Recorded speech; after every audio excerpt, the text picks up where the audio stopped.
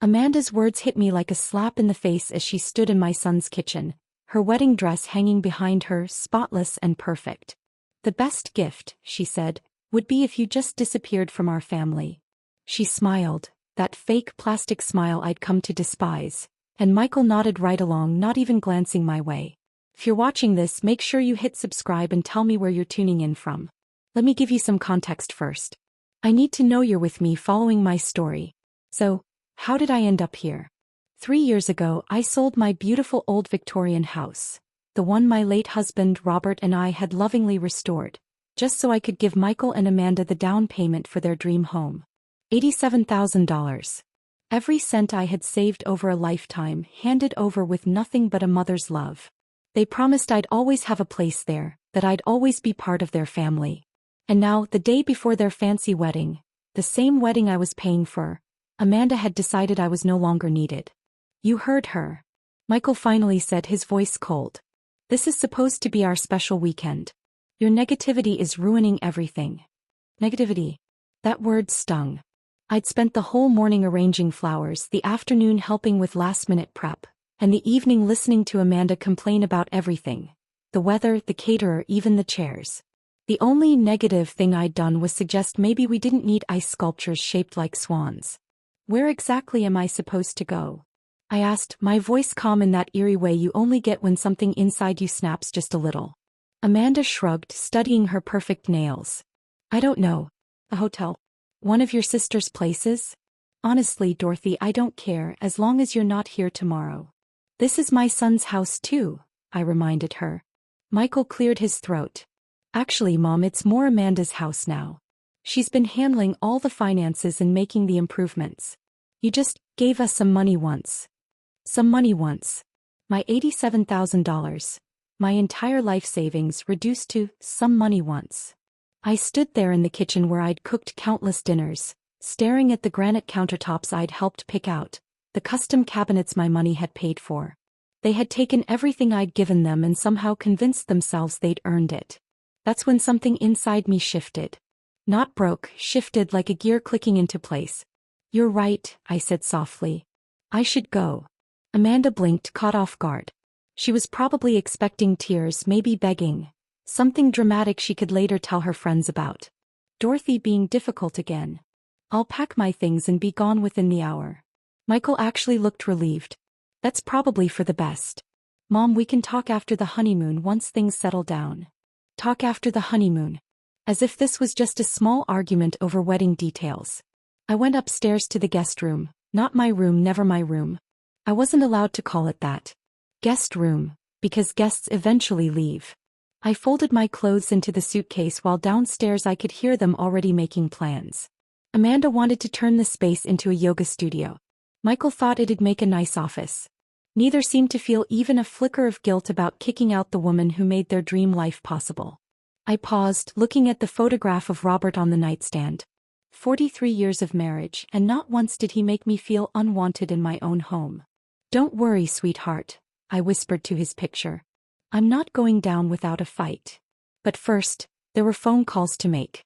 I sat in my car outside their house. No, outside the house my money had bought. I pulled out my phone and dialed my lawyer's emergency number. Margaret Chin had been handling my affairs since Robert passed. She'd warned me something like this might happen.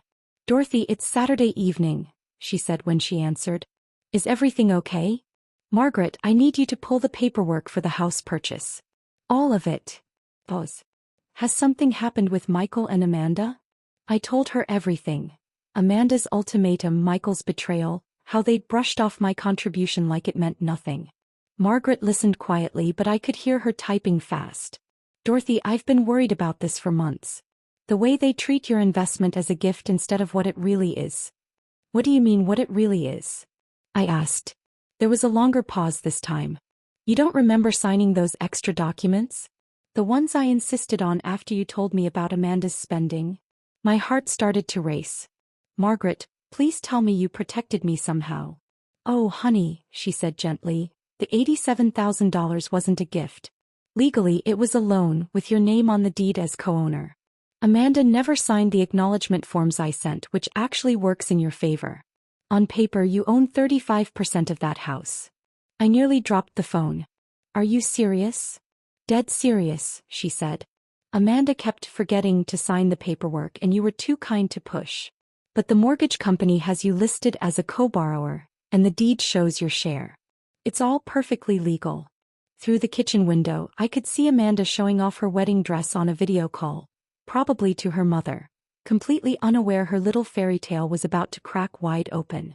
She was laughing, waving her hands in the air, completely unaware that the conversation about to happen would turn her whole world upside down.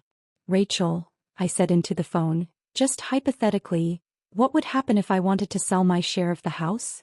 Well, she answered slowly, as a co-owner, you'd have every right to initiate a sale. The others would get the first opportunity to buy you out, of course. If they can't afford it, the house goes on the market. Once it sells, the profits are divided according to the ownership percentages. Through the kitchen window, I could see Ethan popping open a bottle of champagne, grinning like a man finally free from his overbearing mother. Margaret was right, they really thought I was gone for good. Rachel, I said firmly, I want you to prepare a notice of intent to sell. Have it delivered first thing Monday morning. Linda, she said carefully, are you absolutely sure? Once this starts, there's no going back. I've never been more sure of anything, I told her. They want me gone. Fine. But I'm taking my 35% with me. When I hung up, the sun had dipped below the horizon. I sat in my car, watching through the window as my son and his fiancée toasted to their bright, happy future, completely clueless that within 48 hours that future was about to shatter.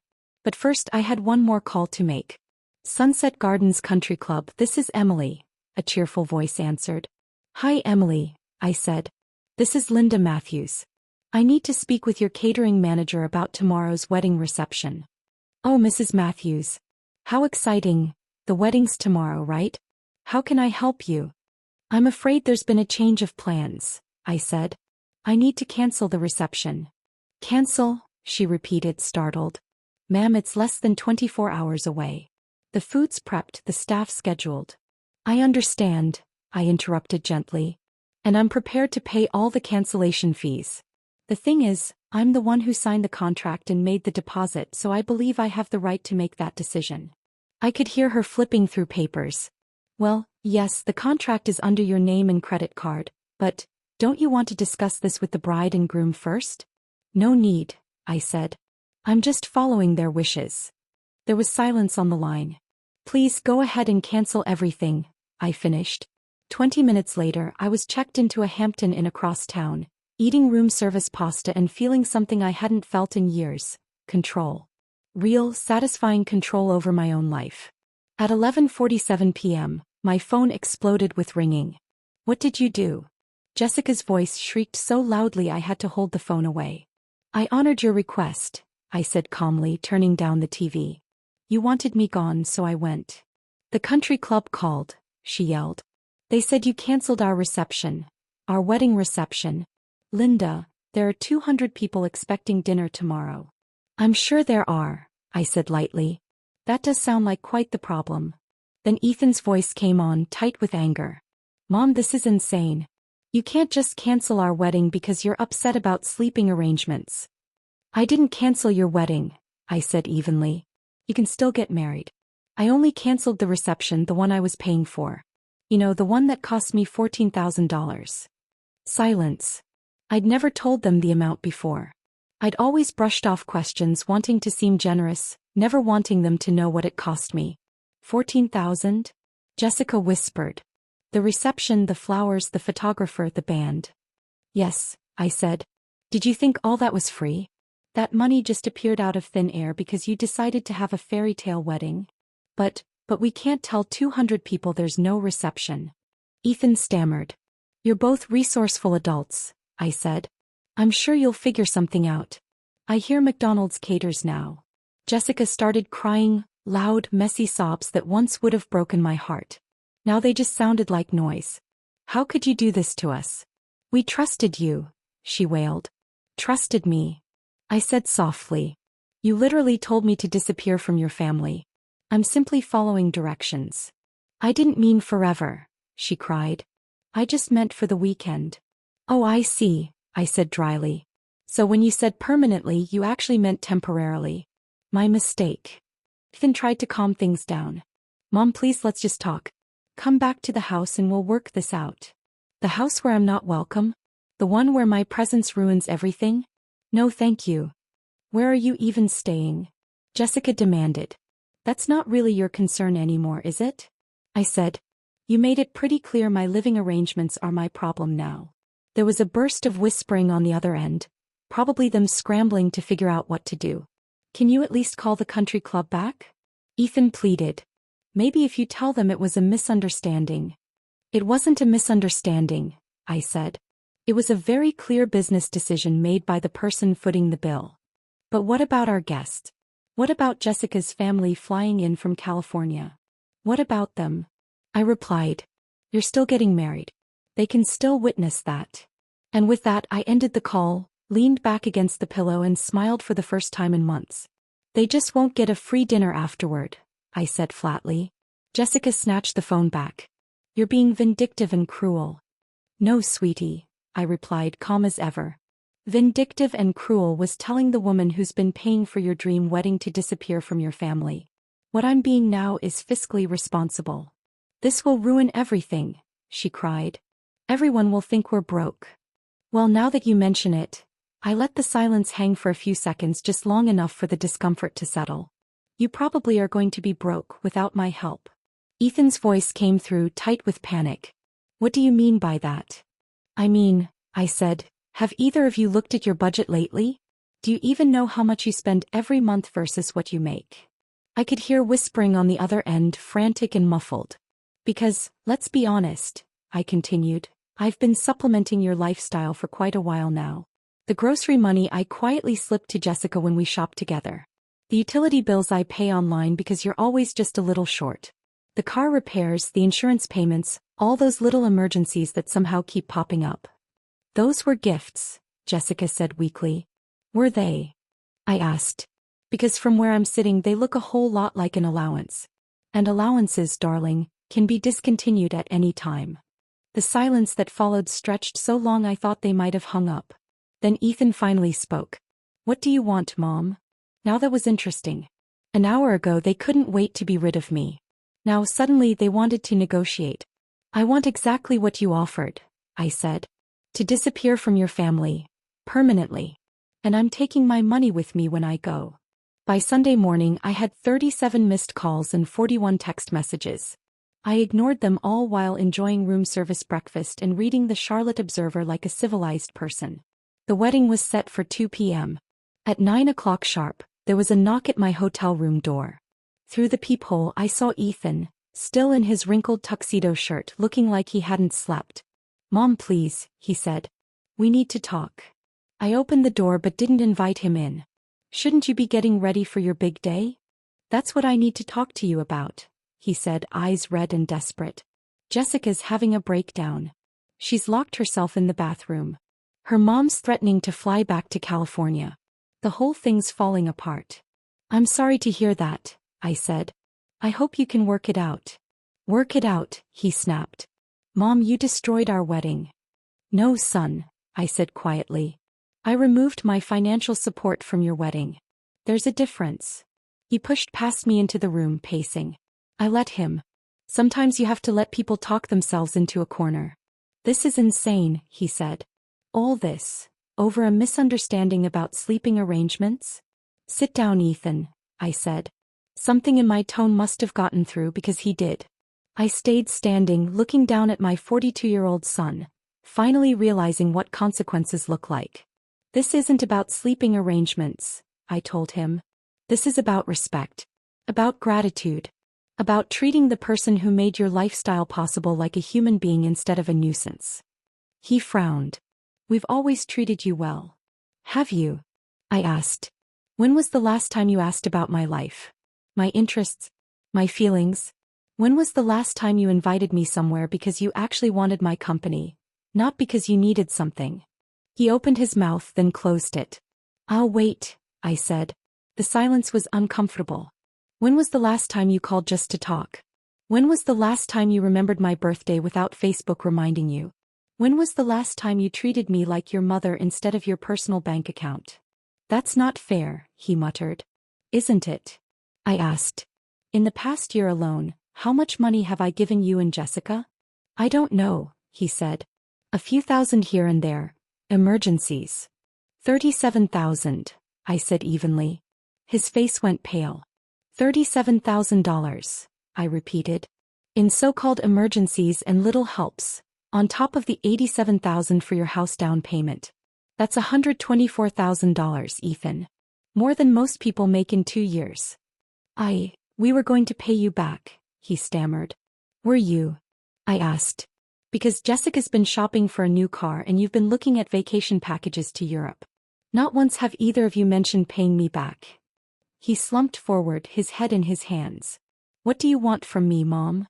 I want you to understand, I said softly, that I'm not your personal item. That kindness and generosity aren't infinite resources. And that when you treat someone badly enough for long enough, eventually they stop caring about your problems. So you're punishing us, he said bitterly, by ruining our wedding day? That stung not because he said it, but because it proved my point. No, Ethan, I said. I'm protecting myself. I'm breaking a pattern of financial abuse. Financial abuse? He scoffed. That's ridiculous. Is it? I said. You've conditioned me to believe that my only value to your family is money. You've trained me to accept crumbs of affection in exchange for huge sacrifices. You've made me feel guilty for wanting anything in return while taking everything I've given for granted. I sat down across from him, leaned in and made him meet my eyes. Yesterday, I said quietly, Jessica told me the best gift I could give your family was to disappear forever. And you agreed with her. After everything I've done, everything I've given up, you agreed that I should disappear, I said quietly. She didn't mean it, Ethan whispered. Yes, she did, I said. And so did you. And you know what? You're about to get exactly what you asked for. He looked up startled. What does that mean? I smiled, and it wasn't a kind one. It means you'd better figure out how to pay for your own lifestyle from now on. It means you'd better hope Jessica's parents are feeling generous. And it means you'd better start looking for an apartment because things with that house are about to get very complicated. He blinked. What are you talking about? I'm talking about the legal documents you never bothered to read, the ones your father and I signed when we helped you with that down payment. The ones that make me co-owner of your precious home. The color drained from his face. That's right, sweetheart, I said evenly. I own 35% of your house. And I'm about to put my share on the market. Ethan stared at me like I'd just spoken in another language. You can't own part of our house. We bought it. We live there. With my $87,000 down payment, I reminded him. Did you think that money just vanished into thin air? But, you said it was a gift, he stammered. You said you wanted to help us get started. I pulled out my phone, scrolling to the email from Rachel that she'd sent the night before. Apparently, I said, my lawyer had other ideas about protecting my investment. Would you like me to read you the legal section? This is impossible, he said, his voice cracking. Jessica would have had to sign something. She was supposed to sign something, I said. She just kept forgetting to send the forms back.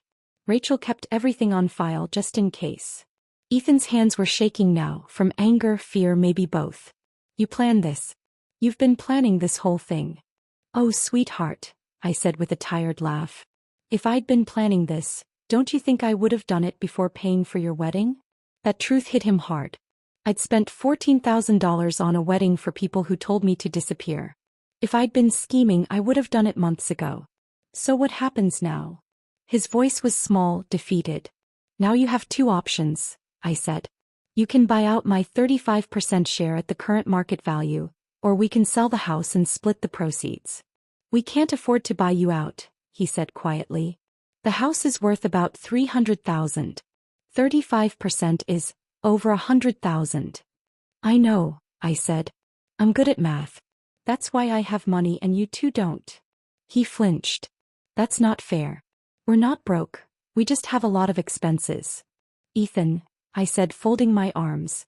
Your combined income is about $8,000 a month. Your mortgage is $2,400. Add car payments, credit cards, groceries and Jessica's shopping habits. And you're spending more than you make every single month. His eyes narrowed. How do you even know that? Because I've been covering the difference for 3 years, I said. What did you think? That the money fairy was dropping cash under your pillow? The hotel phone rang. I answered while Ethan sat there stunned, his whole reality unraveling. Mrs. Matthews? Came a bright voice. This is Emily from Sunset Gardens. I have the bride's mother on another line. She's asking about reinstating today's reception.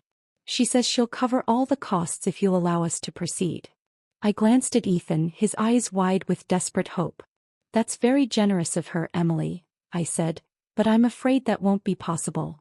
Mom, please, Ethan started, but I held up a hand. You see, Emily, I said into the phone, there are complicated family dynamics at play. It wouldn't be appropriate for me to accept payment from another family member for an event I chose to cancel. I understand, she said softly. Should I tell Mrs. Hayworth the cancellation stands? Yes, please, I said. And Emily, send my final bill to this hotel. I'll settle everything myself. When I hung up, I looked at Ethan. Jessica's mother was willing to pay $14,000 to save your reception. She's been planning this wedding for months, he said helplessly. She invited half her country club. How nice for her, I said. Too bad her daughter couldn't manage to be civil to the person who was paying for it in the first place. He pulled out his phone. I need to call Jessica. We need to figure out what to do about the house. Go ahead, I said. But Ethan, when you talk to your wife about this, make sure she understands something. He looked up, phone still in hand. I'm not the same woman who walked out of your house last night, I told him. That woman was desperate to keep peace in the family at any cost. This woman, she's done being taken advantage of. You're really going to force us to sell our home? He whispered. I'm going to exercise my legal rights as a co-owner, I said. What you do with that information is entirely up to you. He left without another word, probably off to deliver the worst news of Jessica's life on what was supposed to be her happiest day. 20 minutes later, my phone rang again. Linda, Jessica's voice came through, thick with tears. We need to talk.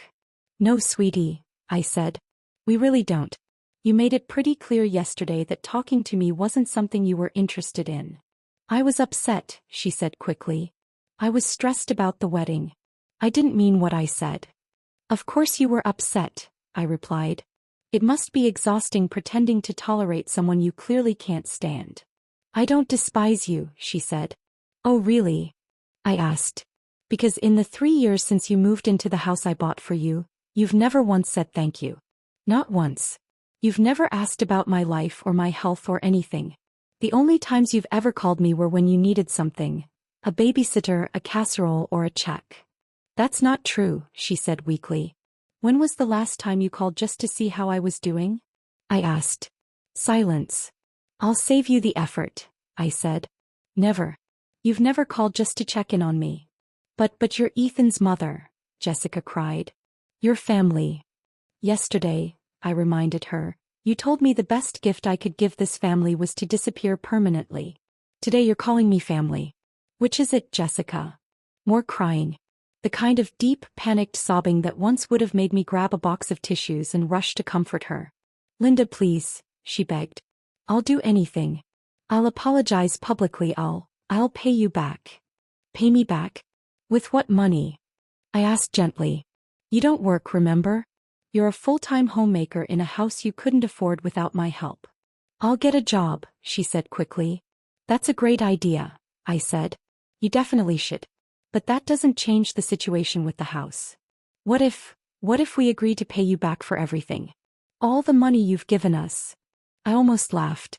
Jessica, honey, you owe me $124,000. At minimum wage, it would take you about 6 years to earn that much. And that's assuming you never spend a dime on anything else. The silence that followed was heavy, the sound of reality finally catching up to her. By 4 o'clock they'd called 16 more times. I answered none of them. Instead, I sat in the hotel restaurant enjoying a late lunch and watching the local news. The anchor was covering a wedding disaster at Sunset Gardens. They didn't name names, but there was no mistaking the footage of Jessica in her wedding dress, crying on the country club steps. I was halfway through my sandwich when a woman's voice interrupted me. "Excuse me," she said politely. "Aren't you Linda Matthews?" I looked up to see a woman about my age. Perfectly styled gray hair, kind eyes, the kind of composed confidence that only comes from years of managing chaos. She looked familiar, but I couldn't quite place her. "I'm sorry," I said. "Do we know each other?" "Barbara Hayworth," she said, offering a small smile. "Jessica's mother." "Well, this should be interesting." She gestured to the empty chair. "Hey, Of course," I said, curious to see where this was headed.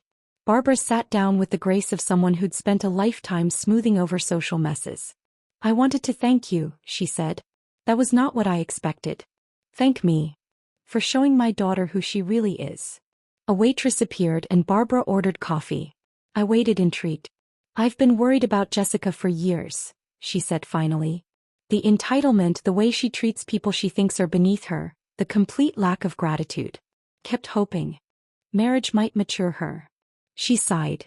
"But now, after seeing how she treated the woman who made her lifestyle possible, I'm horrified."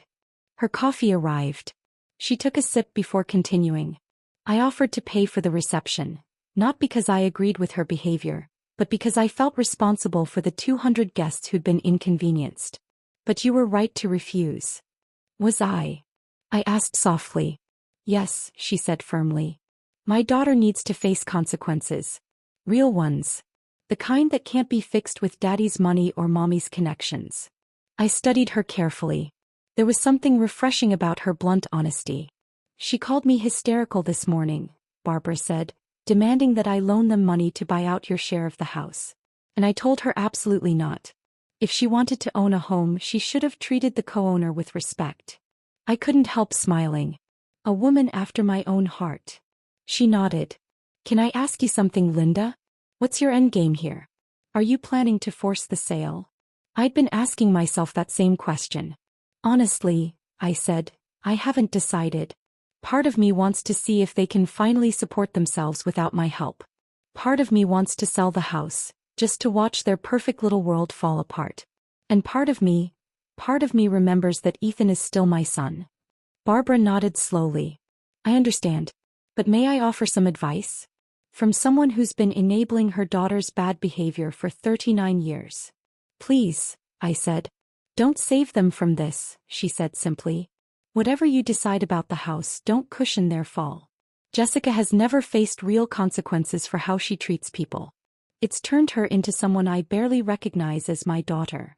She reached into her purse, took out a business card and slid it across the table. "I'm flying back to California tomorrow.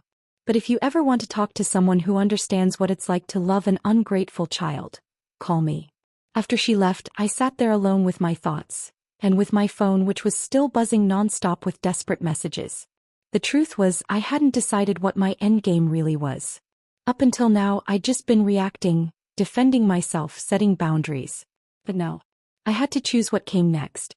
The nuclear option was forcing the sale. They'd have to find an apartment, probably in a much smaller, less shiny part of Charlotte. Maybe then they'd learn what it meant to live within their means.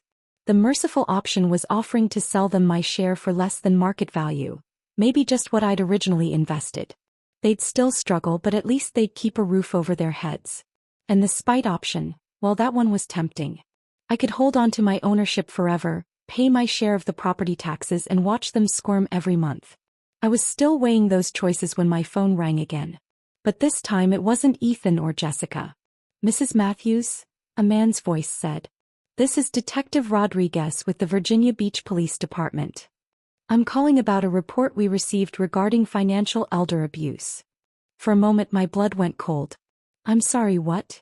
"We got a call from someone claiming your family members have been financially exploiting you," Detective Rodriguez said evenly. "They also mentioned possible cognitive decline and asked us to do a welfare check. Those manipulative little snakes." "Detective," I said, my voice steadying, "I can assure you I'm in full possession of my mental faculties. In fact, I'm probably thinking more clearly now than I have in years." "That's good to hear, ma'am," he replied. "But we still have to follow up on these reports. Would you be available to meet tomorrow morning?" I looked around the hotel restaurant. People chatting, laughing, living their normal little lives. And I felt a surge of pure fury. "Absolutely, detective," I said sweetly. In fact, I have quite a lot I'd like to discuss about financial abuse, just not the kind my family mentioned. After we set a meeting time, I sat back and smiled. If Ethan and Jessica wanted to play hardball, I was more than ready to pick up the bat. It was time they learned what a real power move looked like. Detective Rodriguez turned out to be younger than I'd expected, maybe 40, with kind eyes and a patient, measured tone that probably helped in messy family cases. We met Monday morning at the Charlotte Police Department, and I arrived with a neat folder containing every single document I owned. "Mrs. Matthews," he began, "I just want to say, the person who called us sounded genuinely concerned about your welfare." "I'm sure they did," I said dryly. "My daughter-in-law's very good at sounding concerned when it suits her." I spread my bank statements across his desk. "Detective, in the last 3 years I've given my son and his wife $124,000. Would you like to see the documentation?" His eyebrows rose as he studied the papers. Check after check, transfers, credit card payments made in their names. A pattern that made the truth unmistakable. "This is substantial," he said carefully. "It is," I agreed. "And yesterday when I finally set some boundaries about how they treat me, they suddenly decided I must be losing my mind." I pulled out my phone and played the voicemail Jessica had left at 3 a.m. "Linda, this is insane behavior," her voice whined through the speaker. "Normal people don't destroy their families' lives over hurt feelings.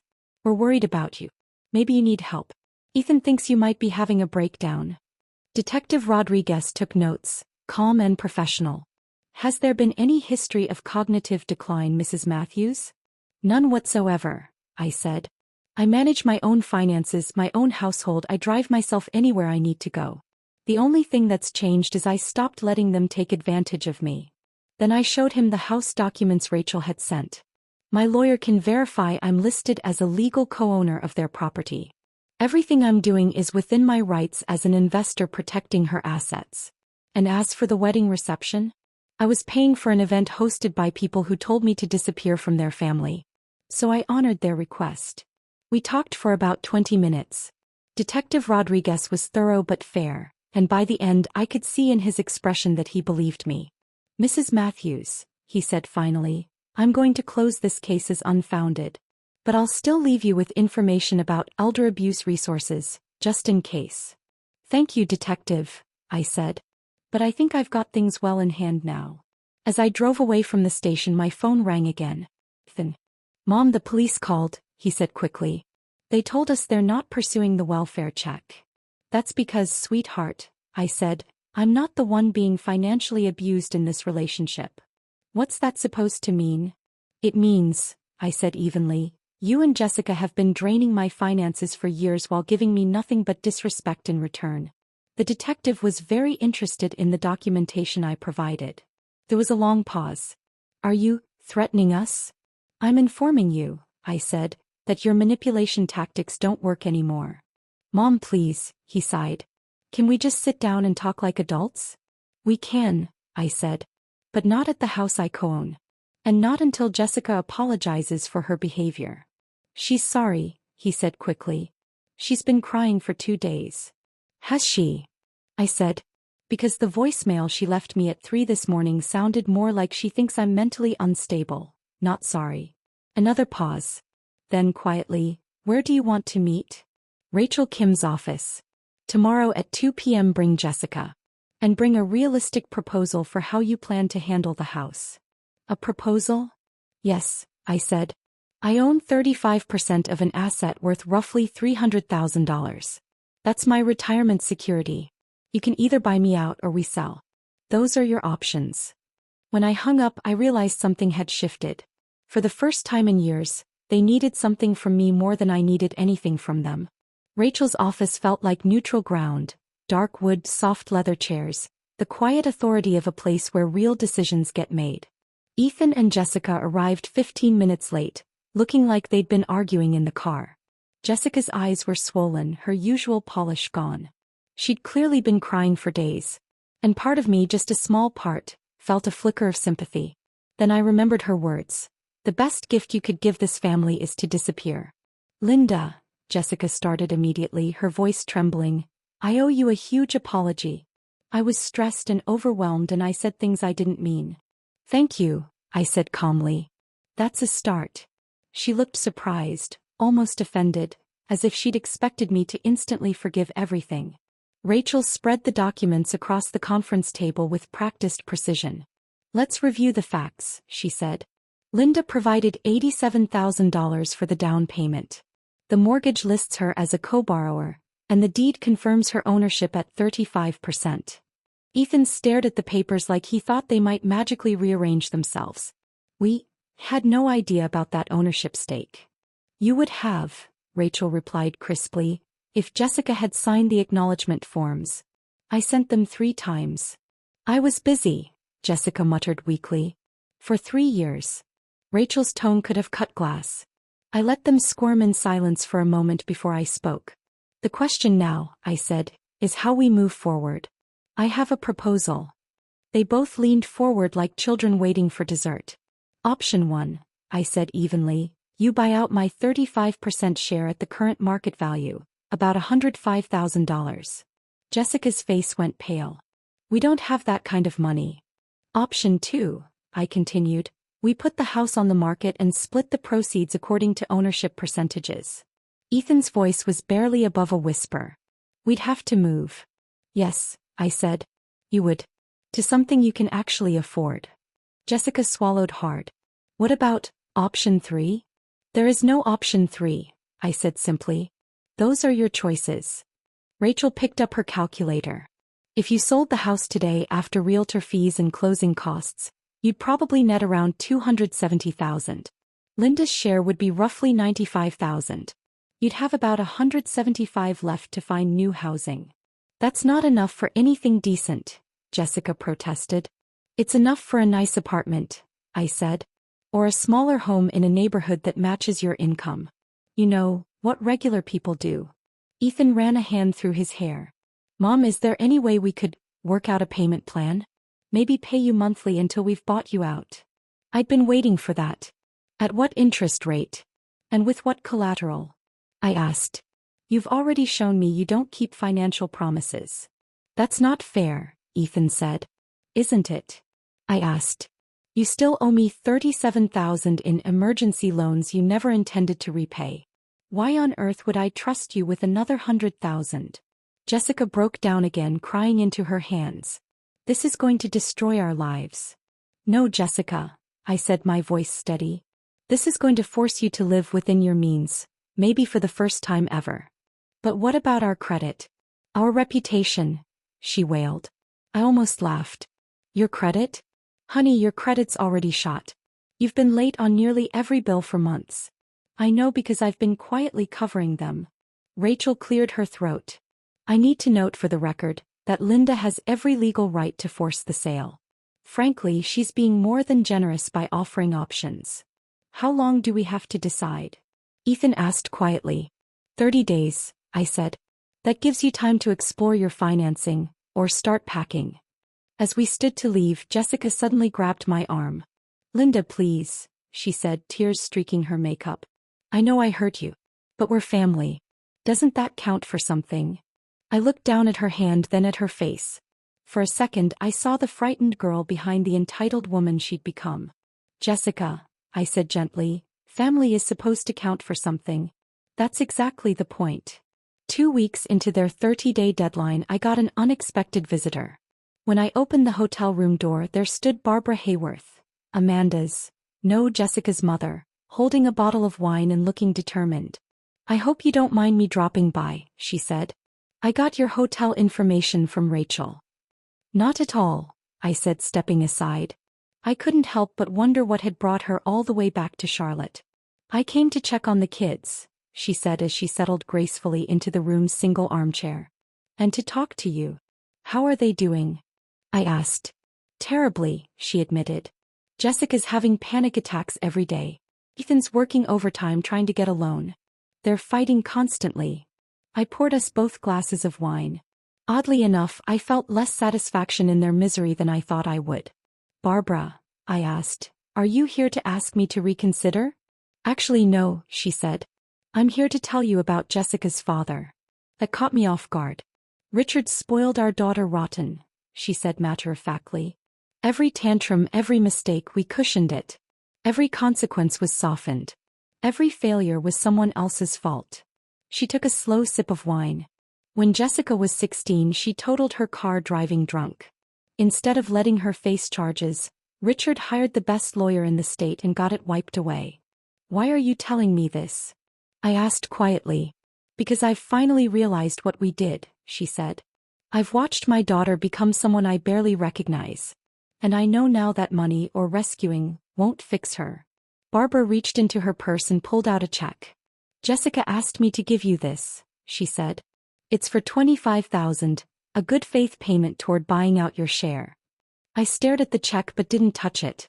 "And what did you tell her?" "That I wouldn't be her enabler anymore," she said firmly. "That check came from Richard's life insurance, money I'd been saving for her inheritance. But giving it to her now would just keep the pattern alive." Then right in front of me, Barbara tore the check clean in half. "Barbara," I said softly. "That's a lot of money." "It is," she agreed. "But it's money Jessica hasn't earned and doesn't deserve." She placed the torn pieces on the table. "Linda, I want you to know, whatever you decide about the house, you have my full support. Even if it means they lose their home?" I asked. "Especially then," she said, her voice firm. "Maybe losing everything is exactly what my daughter needs to finally learn what work and gratitude really mean."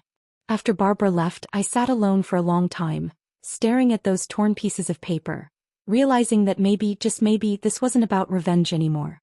Maybe it was about finally breaking the cycle for all of us. For 3 years, I'd been just as much of an enabler as Jessica's parents. Every time I wrote a check to cover their shortfall, every time I quietly fixed their mistakes, I was teaching them one thing: that no matter what they did, someone would always catch them when they fell. The question now was simple: what kind of lesson did I want them to learn next? My phone buzzed with a text from Ethan. "Mom, we've been approved for a home equity loan that would cover $60,000 toward buying you out. Can we meet to discuss partial payment arrangements for the rest?" I stared at the message for a long moment. It was more effort than they'd shown in years, but a home equity loan meant going even deeper into debt, not learning to live responsibly. I typed back, "We can discuss it, but I want to see a complete household budget and a realistic plan for paying off all your debts, not just mine." His reply came almost instantly.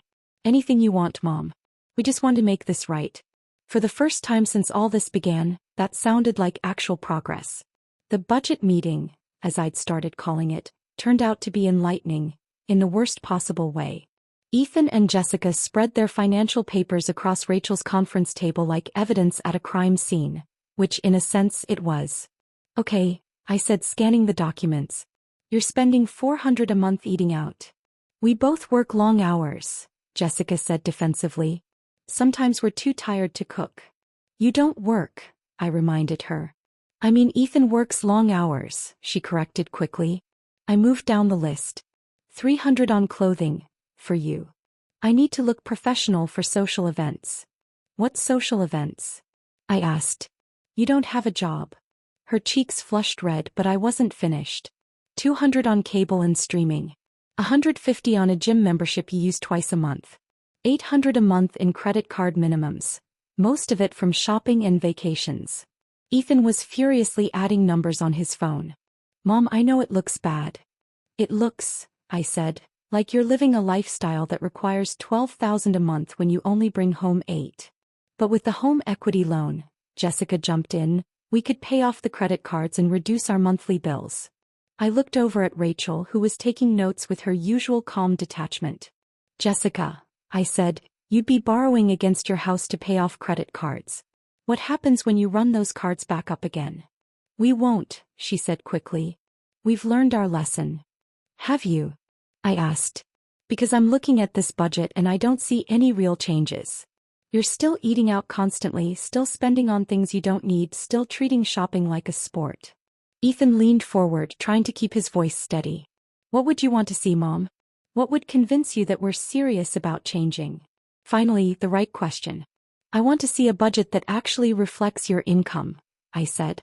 "I want to see you cooking at home, canceling unnecessary subscriptions, and Jessica, I want to see you get a job." Her head snapped up. "A job?" she repeated, like I'd suggested she join the circus. "Yes, a job. You're 39 years old with a college degree. There's no reason you can't contribute to your own household. But Ethan makes good money. Not good enough, I said. Apparently, since I've been supplementing it for 3 years. Rachel cleared her throat. Linda, what exactly are you proposing? I'd been rehearsing this in my mind for days. Here's my offer, I said. You can buy out my share for $75,000 instead of the full $105,000, but there are conditions. They both perked up instantly. First, I said, Jessica gets a job within 60 days and keeps it for at least 2 years. Second, you sell one of your cars and use that money to pay down debt. Third, you stick to a realistic budget. No restaurants, no unnecessary shopping, no new debt for 2 years. Ethan frowned. How would you even monitor that? Monthly check-ins with Rachel, I said. You'll provide bank statements, credit reports, proof of income. And if you violate any of the terms, the full amount becomes due immediately. Jessica shook her head. That's like financial prison. No, Jessica, I said softly. That's called being accountable for your choices. They asked for a few minutes to discuss it privately. While they huddled in the hallway, Rachel looked at me. You know, she said, this is either very generous or very cruel. I can't decide which. Maybe, I said, it's both. When they came back in, Ethan spoke first. We accept your terms. All of them?